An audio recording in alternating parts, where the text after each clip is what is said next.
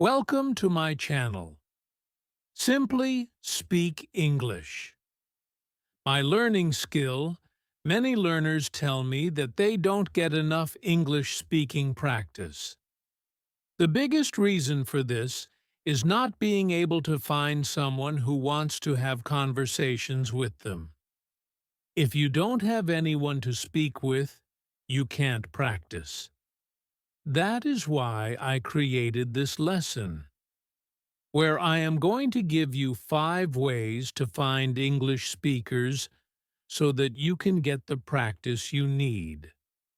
There are 2 main reasons why it's important to get more speaking practice. First, it's going to help you to improve your speaking. Second, it makes the language real. Think about a football and soccer player. If he never plays a game, he will never improve. He needs to play in order to get match experience and learn what works in a real situation. Additionally, if the player never actually played a game, what's the point of training? It's the same with learning English. If you never have a real conversation, you won't learn what it's like having a conversation, and you won't feel a strong connection to the language. Now that we know that it's important to practice, here are some ways in which you can find someone to talk to. Note, natural practice isn't the only way in which you can improve your speaking. One of the #1 comments I receive on my YouTube and Facebook videos is this: I want to improve my speaking, but I have no one to practice with. There are 3 options here: pay for lessons, join a language exchange site such as this one, or make friends with English speakers. But there is another way that you can improve your speaking. The method is simple but highly effective, and you can do this from anywhere in the world. I call this the LRRC method to fluency. LRRC. Improve your English in as little as 15 minutes per day from home. It works like this. 1. You listen to an English phrase. 2. You repeat the phrase. 3. You record yourself saying the phrase. 4. You compare the 2 versions and make changes. 5. You repeat the phrase until you are comfortable with it. Simple, right? This is similar to shadowing. However, you pause the audio to repeat each phrase so that you can record your own version and compare it with the original. This helps improve accuracy in addition to fluency. I shared this method with my community the other day, and here is what someone said about it. When you record your own voice, you can give yourself feedback. You'll notice your own mistakes, then you can make changes. When shadowing, you can't do this. You're repeating your mistakes over again. That's why the LRRC method is more powerful. We'll talk about repetition in a moment, but first, here are the benefits of this method. 1. Improve your pronunciation and fluency. You listen to the English sounds, intonation, rhythm, relaxed pronunciation, etc., and copy what you hear. By recording yourself and comparing the 2, you are able to listen to your own mistakes and make changes. Then, once you are happy with your pronunciation of a particular phrase, repeat it to build fluency. The next time you say this phrase in a conversation, it will just happen naturally. 2. Learn grammar in a natural way. The number one way to know grammar and be able to use it naturally when speaking is the repetition of sentences. If you commit to this method, then you'll be able to use the phrases you repeat in a flexible way. Learning the rules won't help you use grammar when speaking. You need to reach the stage where grammar feels right. Repetition will get you to this stage. 3. Learn new words and know how to use them. Learning new words in sentences shows you how to use them in the right way and at the right time. Learning single words is one of the biggest mistakes I see learners make. The LRRC method means that you'll have a true understanding of what new words and phrases mean. Listen to the phrase 2 or 3 times, repeat it, record your own voice, play it back, and compare it to the original. Do this now. Have you done it yet? Okay. Good. If you haven't done it, don't feel bad if you don't sound like the original version. This is good. It means that you've found a way to improve. Make the changes you need to make to sound more like the original. Record your voice again and make more changes. Keep doing this until you're happy with your version. What's your learning? When doing this, you're also learning the phrasal verb, end up that we use with the gerund verb, plus in after this phrasal verb that we use to meet after traveling, and everything else in the sentence. Imagine repeating hundreds or even thousands of phrases like this. If you do that, then you're going to make fast progress with your English. You're going to learn grammar in a real way.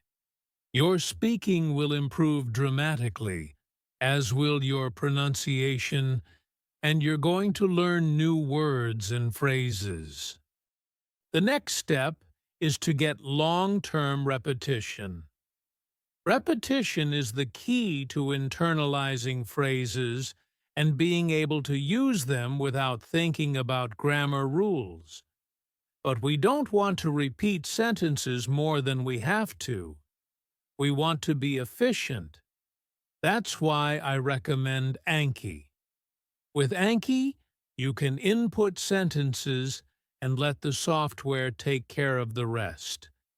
It will show you the sentences you need to see using the forgetting curve.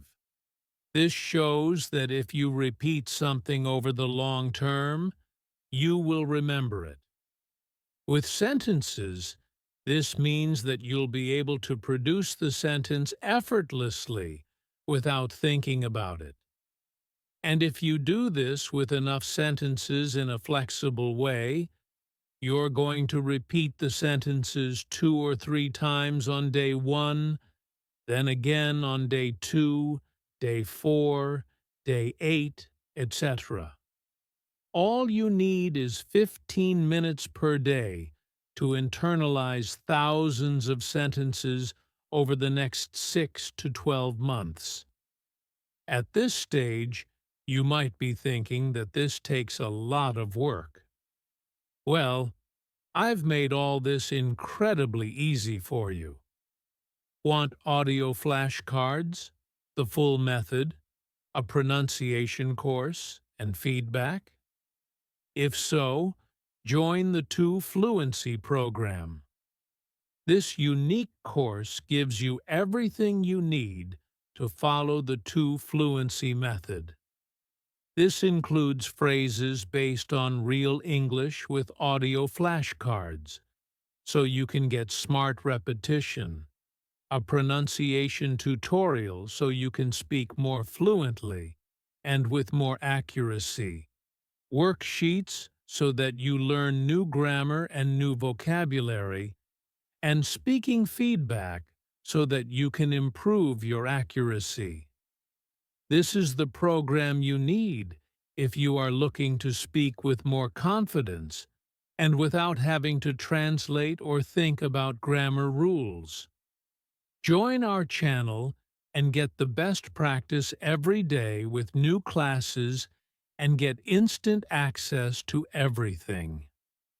More specifically, you want to know how to learn English and how you can make fast progress to English fluency. Most learners are frustrated. They don't feel like they are achieving their English fluency goals. This is not a nice feeling. Therefore, I want to show you the best way to learn English, and I want to make it specific to you, because everyone is different. We all have different strengths and weaknesses. We all need to learn English for our own reasons. Keep on reading and find out how to learn English so that you can speak with confidence. Knowing why you want to learn English is important for two reasons. It helps you focus on what you need to do specifically, and it gives you the motivation to stay consistent. Meet Pablo and Sarah. They are both from Spain. They both want to learn English. Sarah works in the stock market. She has a job offer from a big company in New York. If she takes the job, she will have to speak solely in English. Pablo works for his family's restaurant in a tourist area. Soon he will be working as a waiter, taking orders from English speakers and serving food. He isn't interested in using his English in other ways.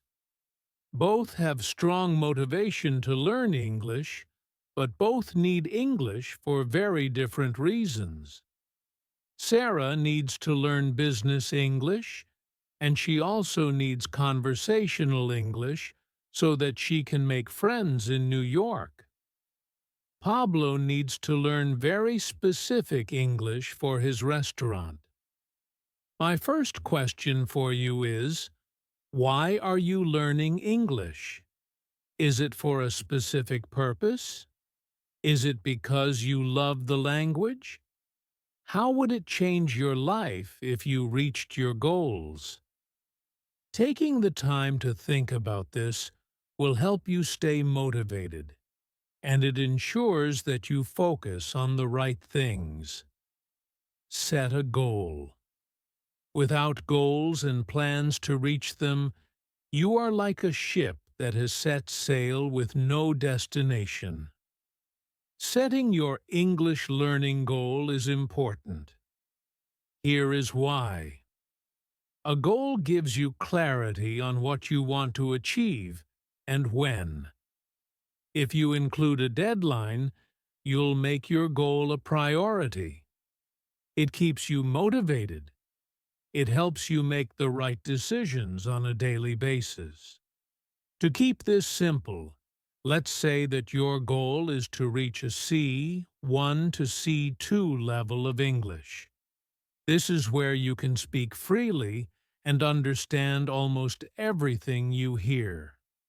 Here is something that is important to understand. How quickly you reach English fluency depends on the methods you use and how much time you spend using these methods. Both are important. If you spend 40 hours a week studying verb tables, you won't make fast progress. If you spend 1 hour a week using the best methods, you won't make fast progress. With that in mind, let's start with the best tips for learning English and which methods you should use. As you have just learned, the methods that you use to learn English are important. What's also important to know is this: you need to be an independent English learner. You need to take responsibility for your learning. You need to do things that work. And one last thing before I talk about the methods. Know that there are 4 skills. These are reading, listening, writing, and speaking. Again, know why you need to learn English and what you're going to use it for. This will help you become more effective with your time. If you see a word for the first time, how can you work out its pronunciation? Here is a simple 5-step method. Imagine you're in a speaking exam. You have a text to read, and it's all about pharmaceuticals. You already know that this means drugs used in medicine, but you aren't sure how to pronounce this word. You will need to talk about it soon with the examiner. What do you do? Or imagine that you work as a hotel receptionist. A guest arrives and gives you his passport. You open it and see his name, Marek Lewandowski. You need to say, "Good morning, Mr. Lewandowski," but you're not sure how to pronounce his name.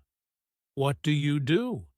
In situations like these, you probably can't avoid saying those unfamiliar words. You may not be able to check them online either, so you need to have some way to work out the pronunciation. Here is a simple 5-step method. It can't guarantee that you will get the pronunciation fully accurate every time, but it will help you to get very close. Step 1. Find the vowels. Start by looking for vowels in the new words. Vowels are represented by the letters A, E, I, O, U, and Y. Pharmaceuticals. Marek Lewandowski. Step 2. Divide the word into syllables. A syllable is a group of letters making a sound together. For example, the word universe has 3 syllables, universe. Every syllable contains 1 vowel sound, so divide the word into syllables with 1 vowel in each. As well as vowels, each syllable can have 1 or more consonants before and or after the vowel.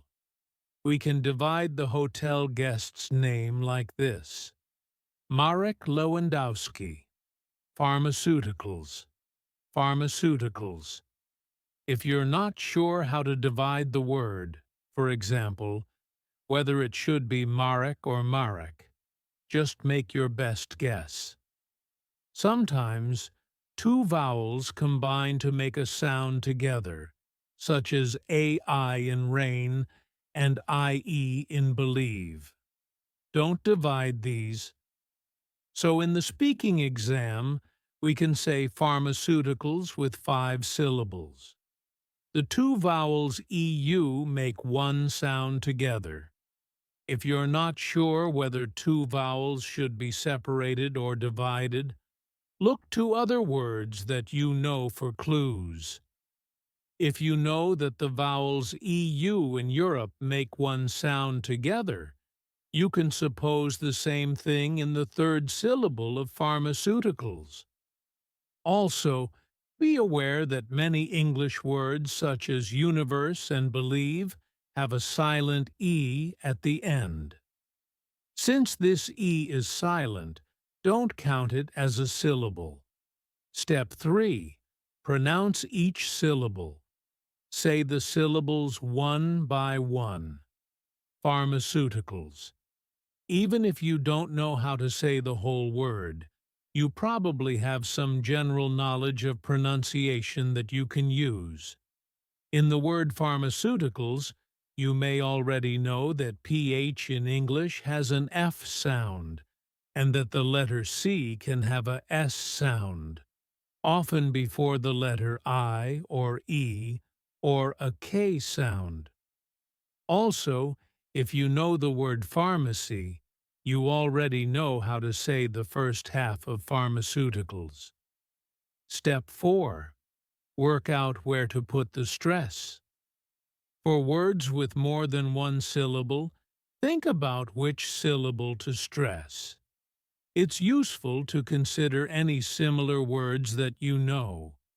If you already know how to say practical, historical, economical, or optical, the stress is marked in bold. You may realize that for words ending in -ical, the stress normally falls on the syllable before. This helps us to work out the stress position in pharmaceuticals. Pharmaceuticals. Stress on the third to last syllable. If you don't know any similar words, take your best guess based on what sounds good. Marek Lewandowski. Step 5.